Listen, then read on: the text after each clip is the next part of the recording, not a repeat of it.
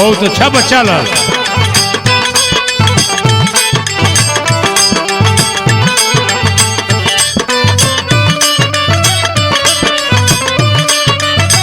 वाह वाह वाह वाह वाह।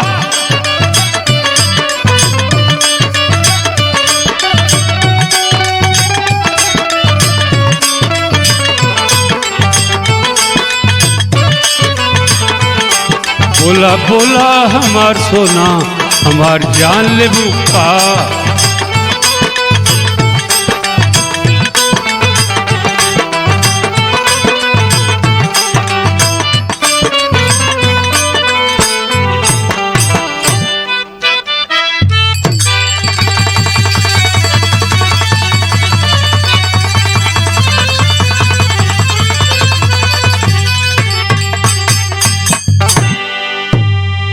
हाँ भैया, एक बिरहा आप लोग को सुनावत हुई। कवि प्यारे लाल जी की स्टूडियो है, संदहा सारनाथ वाराणसी, और आपकी लिखी हुई यह कहानी भी है। बिरहा की जिंदगी में सन 70 से आज हमको 54 साल हो गया। कबीर साहब के बारे में तमाम कलाकार लोग बहुत सारी कहानी सुनाए हैं। कबीरदास को झुकाने के लिए गुरु गोरखनाथ गोरखपुर से आए थे, उनको भी झुकना पड़ा। तमाम कहानियां हैं, लेकिन साथ ही एक नई प्रस्तुति है जो प्यारे लाल भैया लिखे हैं। बाहर बनारस का हो बनारस।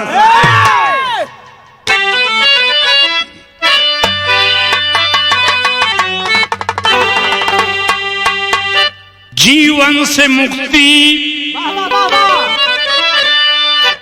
क्या लिखते हैं कवि जी? जीवन से मुक्ति व जीने की युक्ति, भक्ति की शक्ति दिखाए बनारस।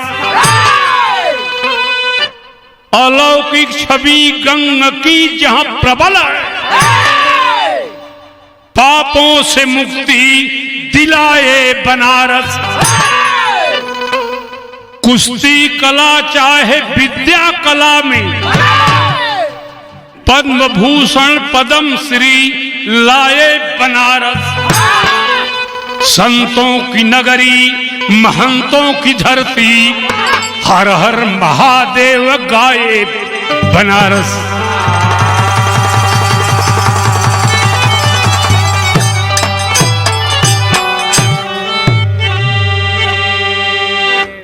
पहले बतौली कि बिरहा के जिंदगी कई नई प्रस्तुति है। कौन तरज हो राजेश भैया?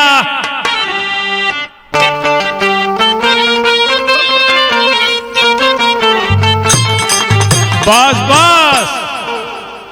केहू के रोआवल बहुत बात नई के, केहू के हंसावल बहुत बात होला।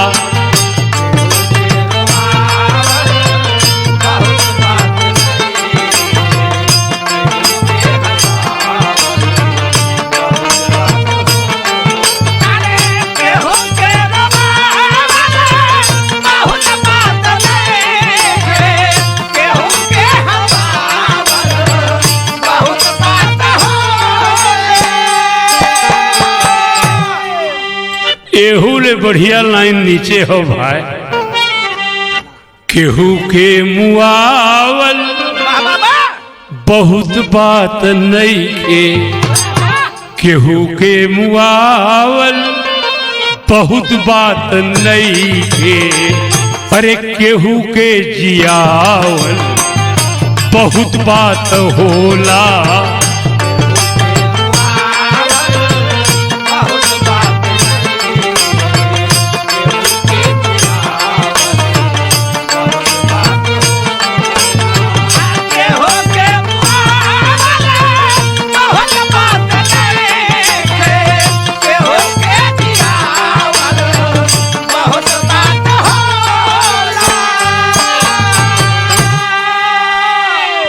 साथ ही कहानी तो बनारस की, लेकिन ई लाइन संसार बदे कवि जी लिखत हुन।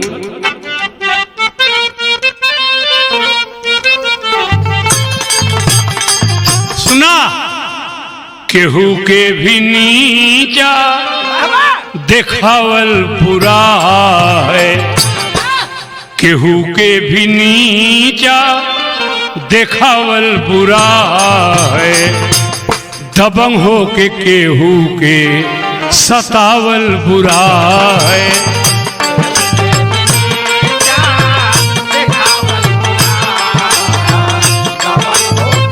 केहू के दबावल बुरा हो,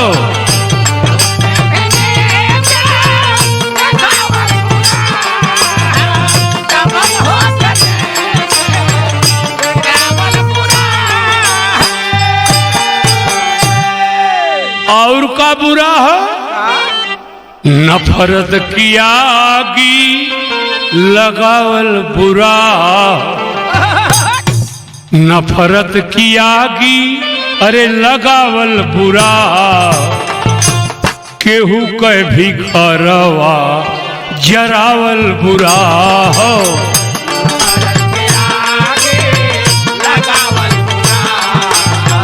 केहू के भी घरवा जरावल बुरा हो।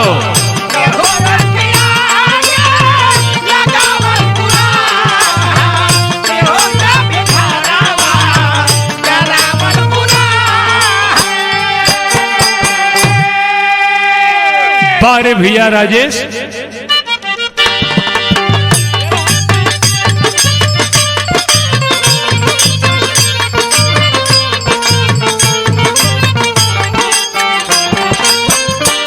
पद्मनाभ जी प्रकांड एक विद्वान रहे, करेगा शास्त्रार्थ कौन धरती छान रहे।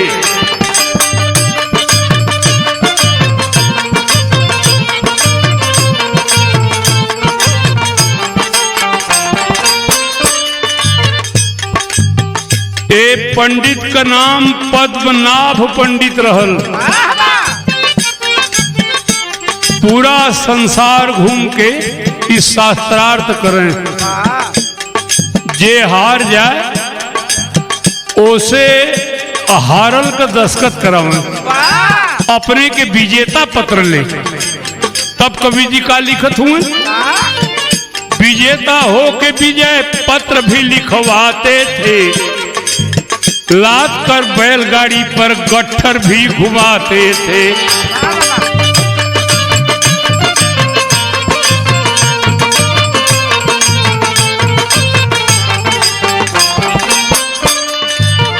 देखकर गट्ठर देखने वाले दहल जाते, मारे डर के उनके सामने नहीं आते।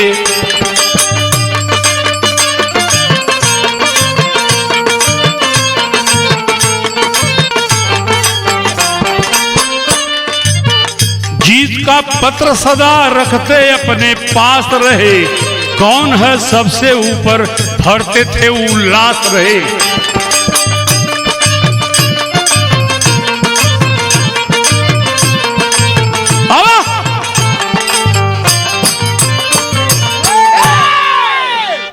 गोरख महाराज तो गोरखपुर से आया ललन। ई पद्मनाभ पंडित जी पूरा भारत का भ्रमण करके जहां के मिलल शास्त्रार्थ कैलन, ओके हराए के विजय पत्र लिखोलन। पत्र कागज तो इतना ज्यादा अवार्ड हो गए कि ओके बैलगाड़ी पर लदवा लेना। कितना पंडित तो बैलगड़िया पर लदल के देखे दहल जाए, जेकर अवार्ड विजय वाला इतना काफी बा, बैलगाड़ी पर लदल और घरे कितना रख ले हुई। तो भैया राजेश भैया तनी पर्दा पूरा बढ़ी। गांधी आश्रम पर 25-50% छूट होला। बियाहे में मेहरारू के गाँव में 100% छूट। यही के रेल देते ही के नहीं। एक जगह का बात बताओ सही, जौन पंडित जी बियाह करत रहने बहुत बूढ़ा रहल, थोड़ा ओकर नीचे वाला पोर्शन ज्यादा रहल, ऑपरेशन नहीं करा पौले रहल। अब तो पहले लोगन समझ ला, देखा मेहरारू कितनी चालू हुई उगाओ थी। लोटा नियर तोहर हेठा लगोटा बन्हा,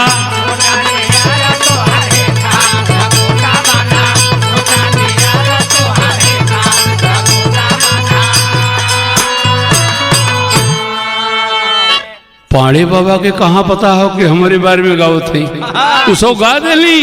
लोटा नियर तोहर हेठा लगोटा बन्हा बाबा,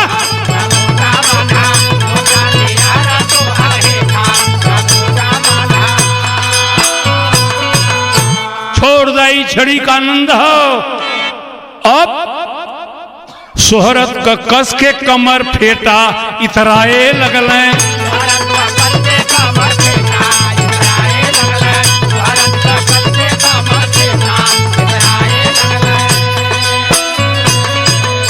भारत में हमारा मुकाबला करने वाला कोई नहीं है। सोहरत का कस के कमर फेटा इतराए लगल।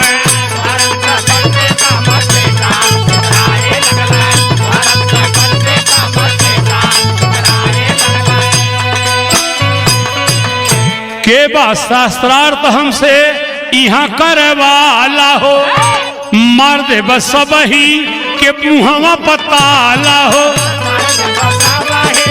बाबा।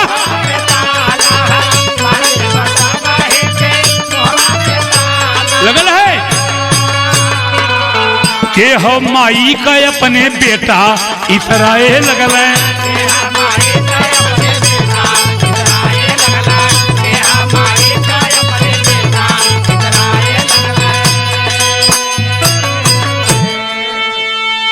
बैलगाड़ी पर कागज लादल हो, विजय पत्र घूमत हो, चारों तरफ घूम रहल हूँ। केहू बैलगाड़ी देख के दहल जाए, केहू ई पड़ता लगावे कि ऐसे जाते थे इनके घरे धैल हुई।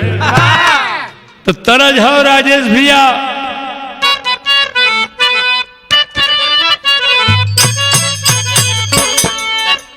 सभी के सामने जब ऐलान करने लगे तो लोग कहने लगे पद्मनाभ जी यह है हिंदुस्तान की धरती, जरूर जीत लिए हैं। तरज बा गोरिया मुश्किल भय जीना तेरी गली में,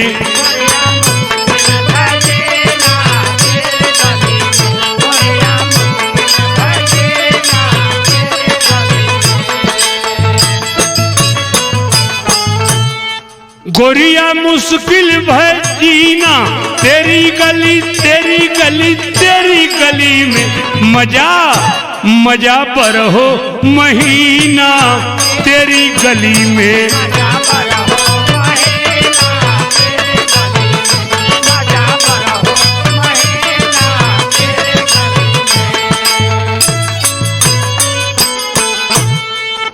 देखा बुढ़वा लोग कहले हुआ कि धन का बढ़ल बढ़िया लेकिन मन का बढ़ल नानी।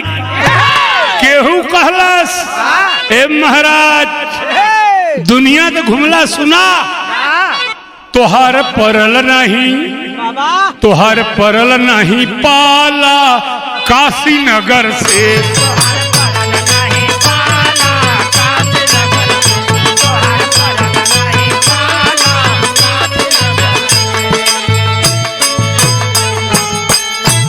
तोहर परल नहीं पाला काशी नगर, काशी नगर, काशी नगर से। बनारस का बात सुना, निकले एक एक दिल वाला काशी नगर से।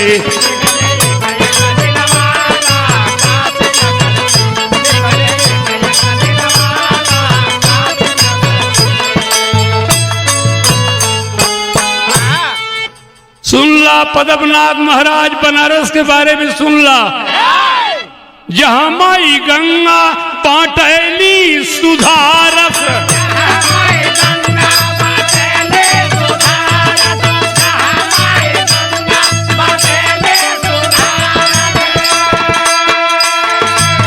जिया जिया राजा यह हो बनारस।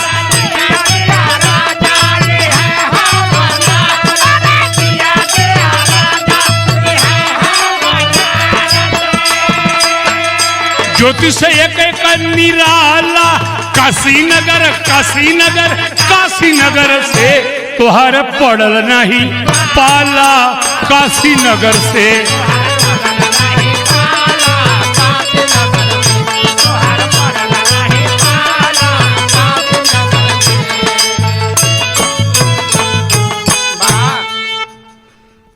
बनारस के बारे में पदना पंडित ना जानत हुआ सुनला संभरना ही पैबा बनारस के ठाट पे।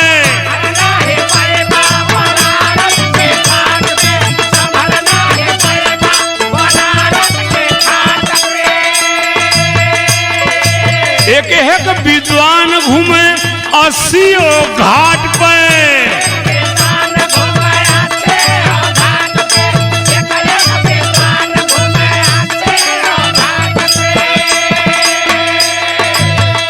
बिरहा लोग सुनत हुआ खाली 80 घाट का बात ना करत है, 80 घाट पे यह बनारस हो।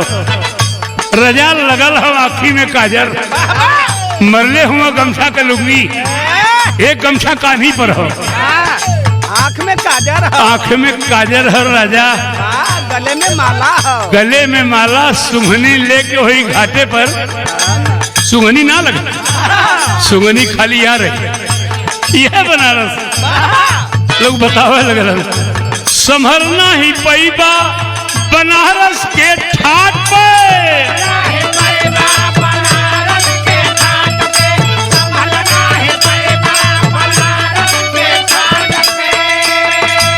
एक हक विद्वान घूमे 80 घाट पे।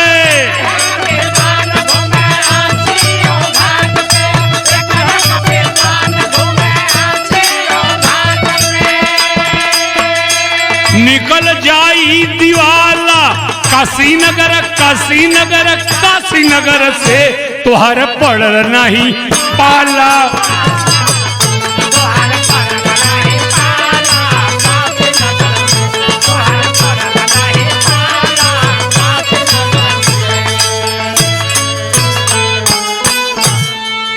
ए भैया बनारस का पता पाके पद्मनाभ पंडित और खमंड में भैलन।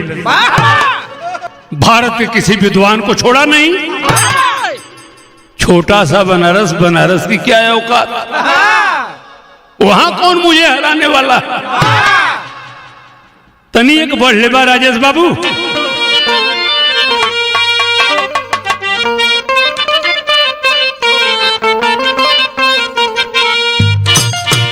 ये एक सिनेमा का तरज हो। तोबा कैसे है नादान, तोबा कैसे है नादान घुघरू।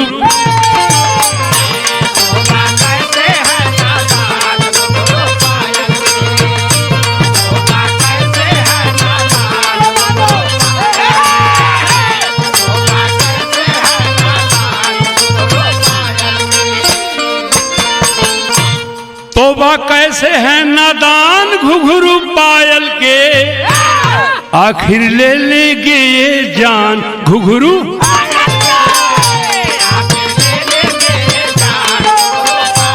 यह है राजा।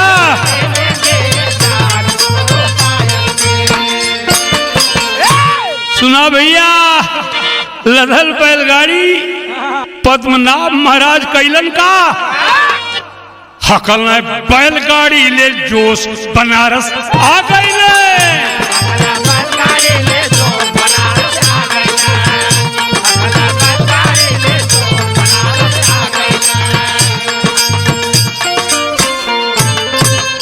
और हकल ने बैलगाड़ी ले जोश बनारस आ गई है।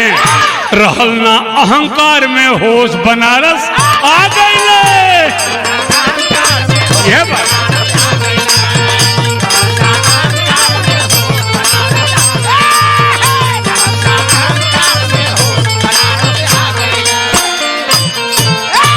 के चुनौती तब देहले उठोक हो, जेकरे बात दम देवे हमारा के रोक हो।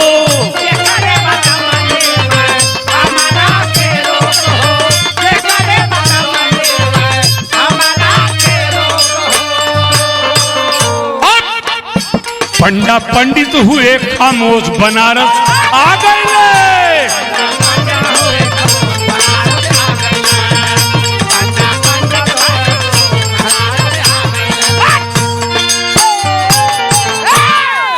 ए भैया लदल बैलगाड़ी विजय पत्र लादल बनारस शहर में घुस गई और तनिए के राजेश भैया और बढ़ी। क्या बात है? तरजबा माई बहन गावली तर नरियरवा कबारी ऊपर श्याम के ना लगाता।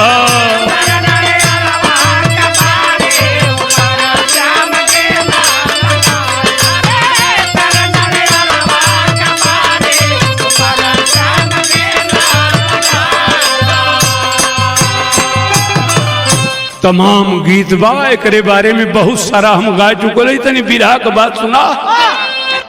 और देख के बैलगाड़ी पर गट्ठर आवे पंडा पंडित के चक्कर।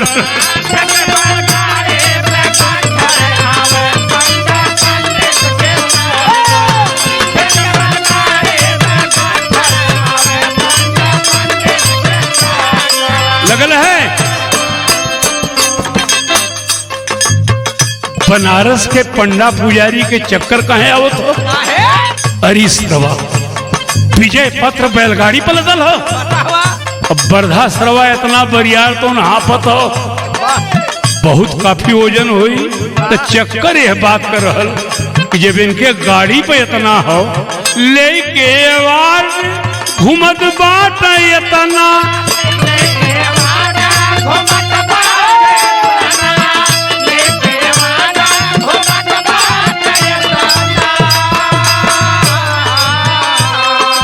और ना जाने घरवा रखल होई केतना।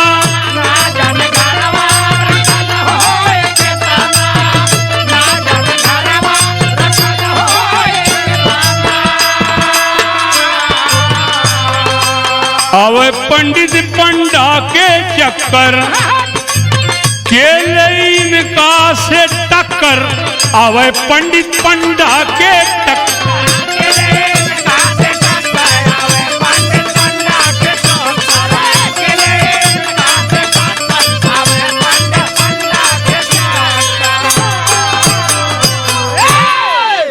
अब बनारस के लोगन का हालत खराब हो। लोगन का पंडा पुजारी का हालत खराब हो। संतों की धरती, विद्वानों की धरती, कलाकारों की धरती। एक पंडित ऐसा आ गया जो विजय पत्र गाड़ी पर लगा। अब भोले बाबा के लगने जेल चढ़ावे। भयवा लपट गए पूरा बनारस से। लगना टीका लगावे, जेल चढ़ावे। 4-10 बेले का पेड़ तोड़ तार की कुल पतई चढ़ा दिला। महाराज ये हमान का शान ना हो, अब काशी नगरी भोले बाबा का शान चल जाई।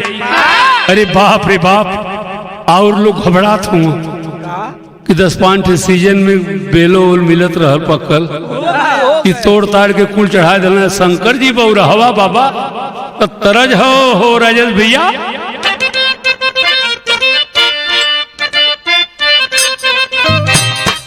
लवंडा बदनाम हुआ, लवंडा बदनाम हुआ नसीबन तेरे लिए।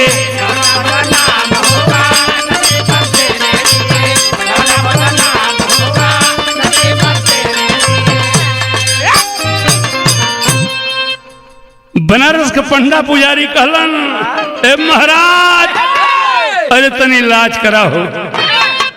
हमहन कितना चढ़ावा चढ़ावो थी। भक्त का लाज रखा, भक्त का लाज रखा एवं भोले बाबा।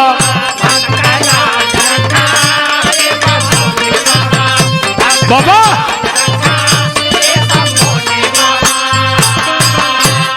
भक्त का लाज रखा एवं भोले बाबा, काशी का नाज रखा, काशी का नाज रखा एवं भोले बाबा।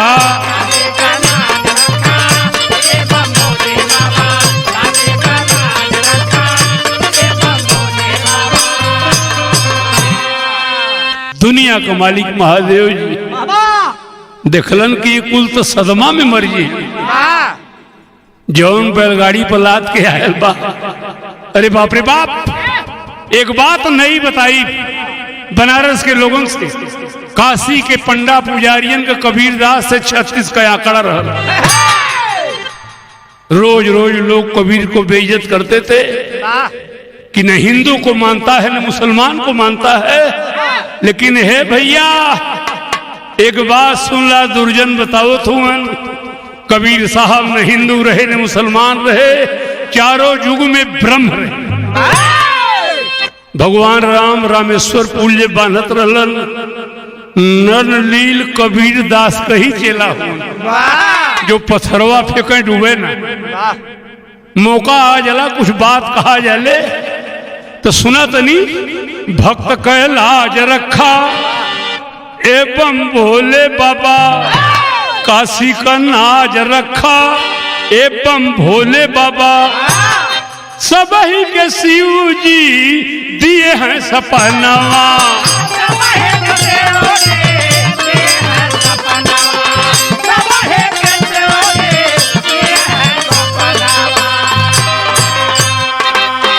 दुनिया का मालिक भोले बाबा अपने भक्तन के सपना में बतौलन। सुनो भक्त घबराओ मत, युक्ति बताए भोला जी हो तो उन्हें छनवा।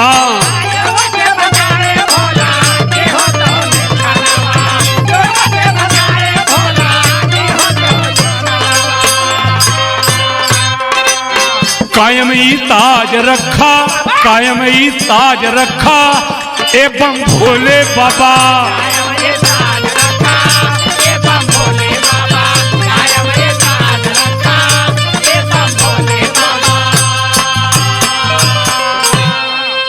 हाँ भैया, भोले बाबा जब सपना बतौलन तो काशी के पंडा पुजारी के एक युक्ति बतौलन। तेरी हो राजेश बाबू।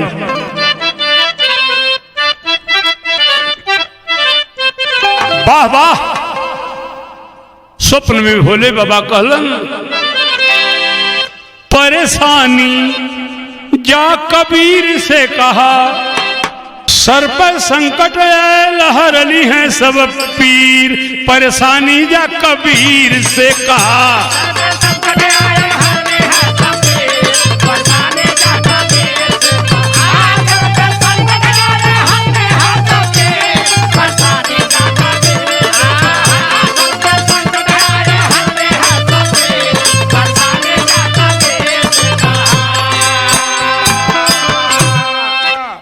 सुना हो राजेश बाबू भयल का ई बात काशी के पंडा पुजारियन के लिखल हो।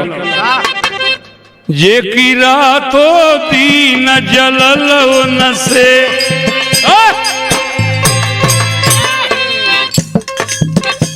जे की रातो दीन जलल न से, अब कबीर लगे आ गईल।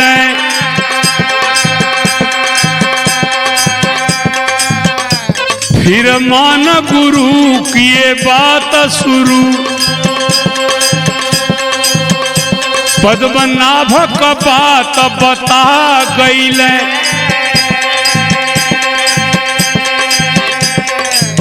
महाराज आप हमारे गुरु हैं। बनारस का पंडा पुजारी कबीर साहब से कहलन, कबीर साहब कहले तू लोग गलत बोलत हुआ, हम का गुरु है, हम लिख लोढ़ा पढ़ पाथर है, हम लिख लोढ़ा पढ़ पाथर है। कबीरा जी शब्द सुना गईल, जब लोग नहीं माने बतिया, जब लोग नहीं माने बतिया, तब कबीर आदेश लगा गईल।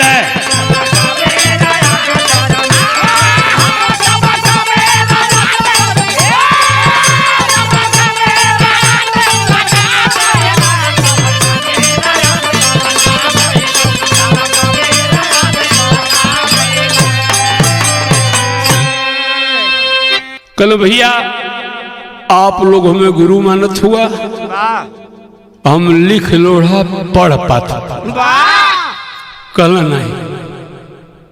ये हमहन ना कहत है, भोले बाबा का आदेश हो कि तू लोग पंडा पुजारी जाके कबीर साहब के गुरु मान ला,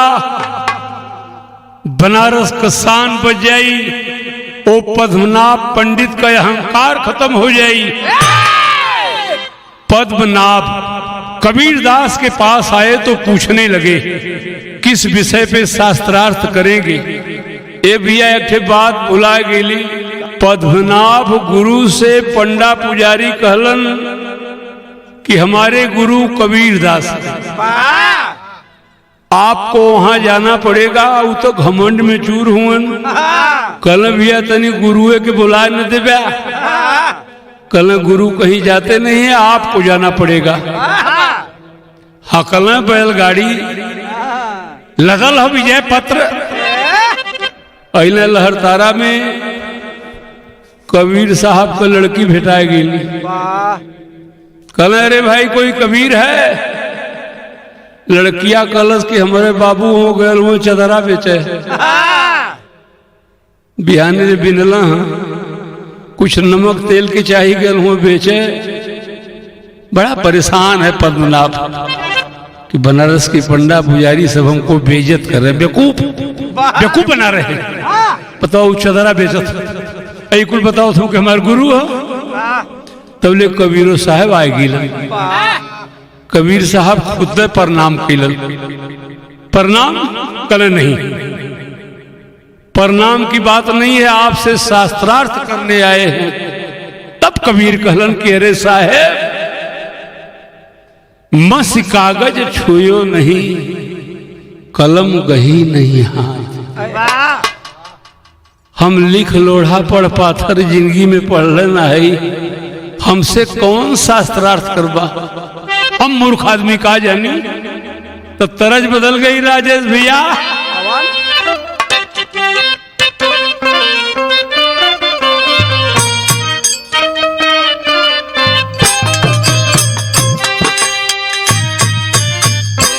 वह तरज बा पटना से बैदा बुलाएदा, नजर आ गईली कोई यहाँ।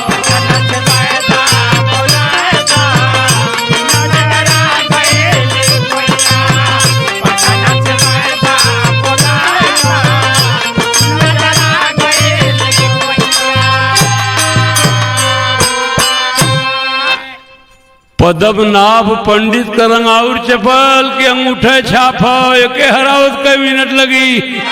सोचत हुन का कहत हुन, मूर्खई अंगूठा भाप हो, ई लड़ाई का ज्ञानवा।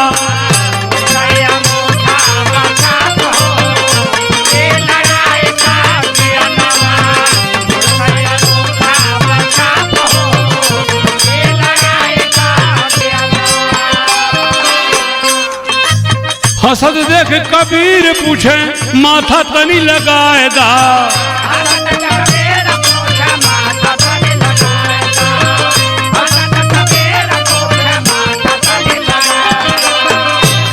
तनी सा दिमाग कबीर साहब लगौलन, कहने सुना महाराज, पढ़े समझ की समझ पढ़े बताएगा।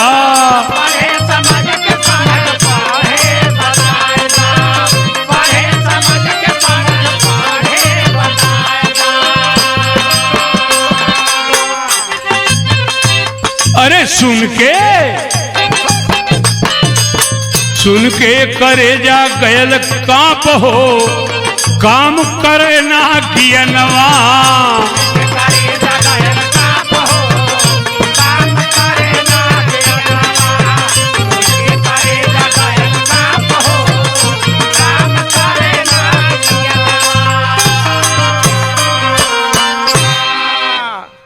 पद्मनाभ पंडित जब हंसे लगलन, कबीर साहब हंसी देख के कहलन, लिख लोढ़ा पाथर तो जरूर है, लेकिन शास्त्रार्थ में एक बात हमार जान ला,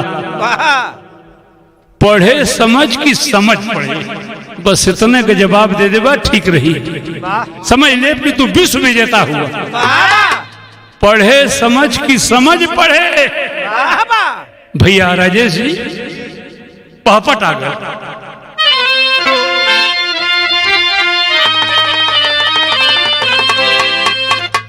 नीचे ऊपर ले लगल हिले बेचारू तारू सुखे लगल, और कबीरदास के पूछल बेटा उखाड़ू तारू सुझे लगल।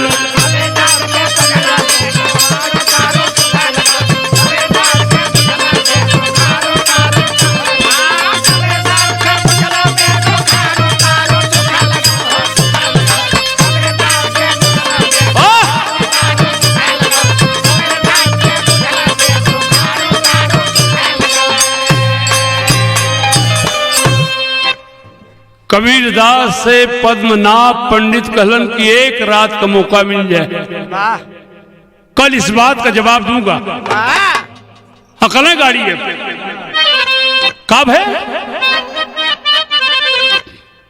एक रात का टाइम ले गंगा तट पर अले हो, पेड़ के ऊपर 50 मंडली देखा तो घबराइले हो। ब्रह्म 50 एक मर के अइले, भारू तारू सुखे लगल।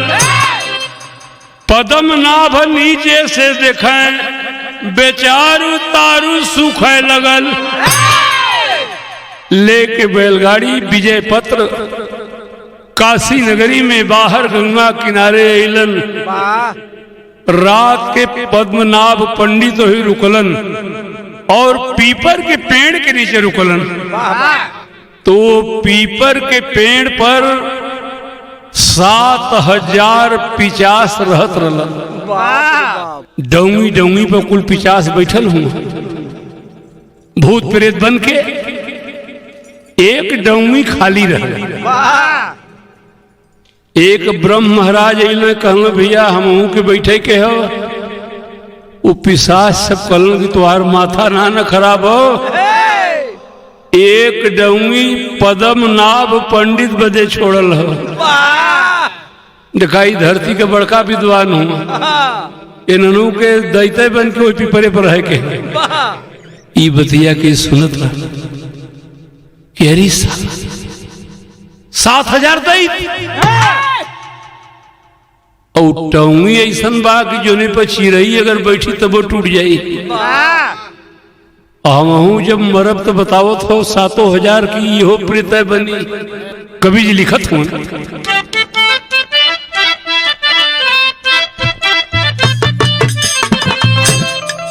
वाह वाह ब्रह्म पिशाच एक टहनी पर बैठल चहलन।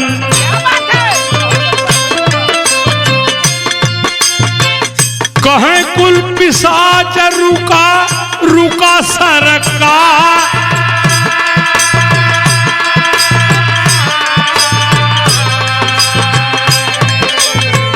जौने एगो बचल बाड़ी पेड़ का टहनिया बाबू। पद्मनाभ वहीं पर बैठी है आसन माँ।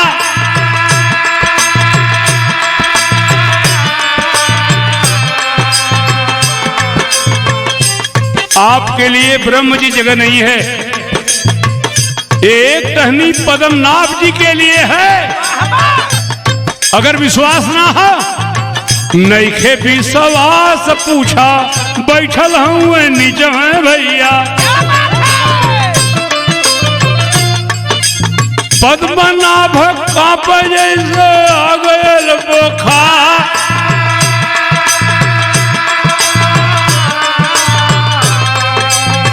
हो गयल सबेर हो, कबीर पास अइले भैया। हमहू पिशाच बनब कहो सरकार।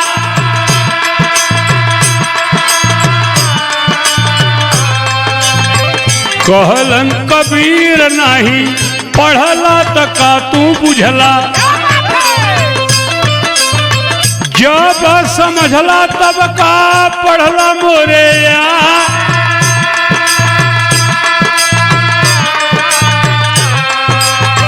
जितनी प्रेत जोनी हो टांगल पेड़ है पर भैया, ज्ञान पाके सब ही के फैले अहंकार।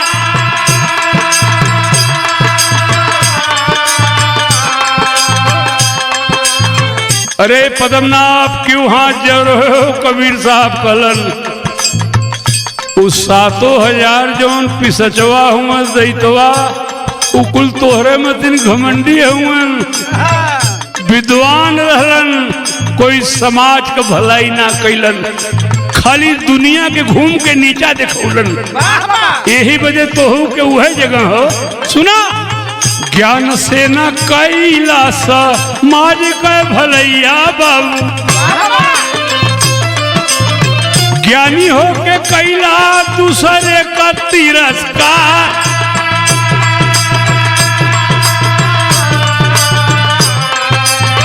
तो हूँ अपनौले बड़ा सुनाऊ है रहिया रे भैया, दूसरे का अपमान होला पाप बढ़िया।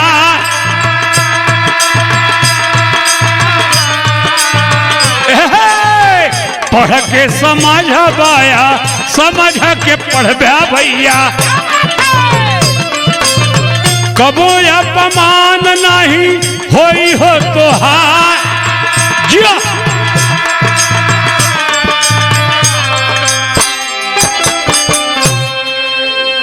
कबीर के गोड़ पर गिर गई। देखा बिरहा अपने जगह हो, पद्मनाभ ना रहलन, बिरहियन में भी कुछ ऐसन बिरहिया हुन जेकर पक्की रियाज हो कि अपने ज्ञान के प्रयोग से अगले वाले गवैया के नीचा झुकाई। रोज कौन कर रियाज है कि हम बिरहा बढ़िया न गाई, लेकिन सामने वाले के चापा। नाम नहीं लेता हूं, बहुत से कलाकार हैं, हम तो भाई सीधा साधा है, चापे हम सुन लेना है, खाली गावे जाए। एक बात सुन ला, सारी बात कबीर साहब बतौलन की 7,000 जो दैत हैं वो घमंडी हैं, विद्वान जरूर है, समाज की कोई भलाई नहीं की। ज्ञानी का काम होता है समाज को सही दिशा दिखावे, इसलिए तुम्हारी भी दशा वही होगी। तो भैया प्यारे लाल जी, आखिरी बात में का लिखत हूं,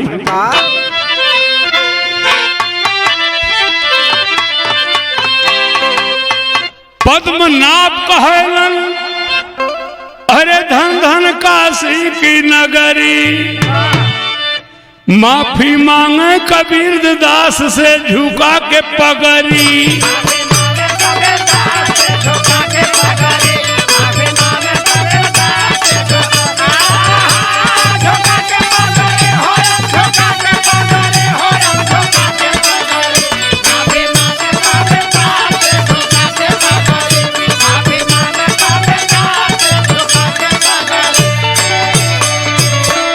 हम एक बिरहा गौले रहली, वही झोलिए से मुड़िया रे बोल पड़ी।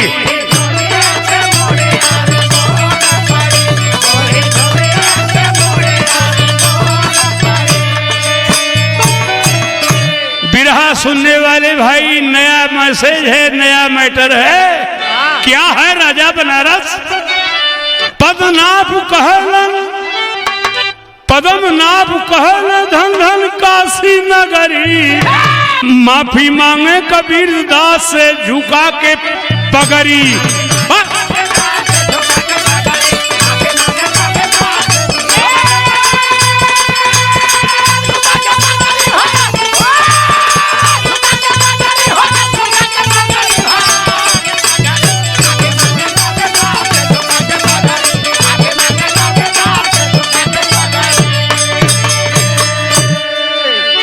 वही है तमाशा न सुन ले होगा,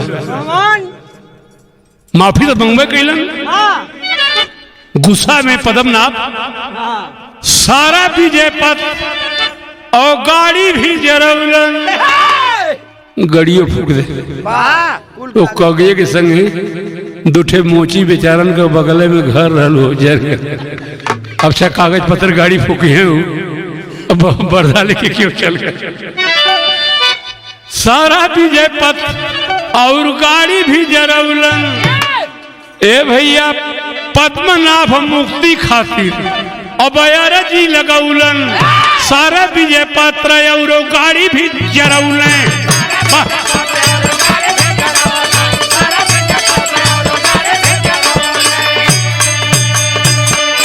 क्या खूब लाइन है, क्या कवि का हृदय होता है यार। लिखले हूं भैया आखिरी लाइन,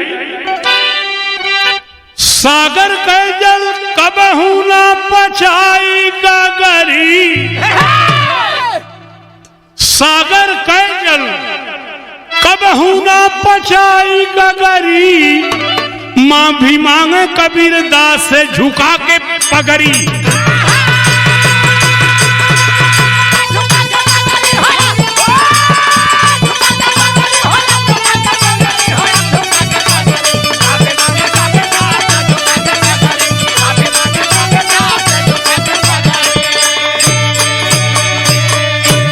साथियों यह रही बनारस की कहानी।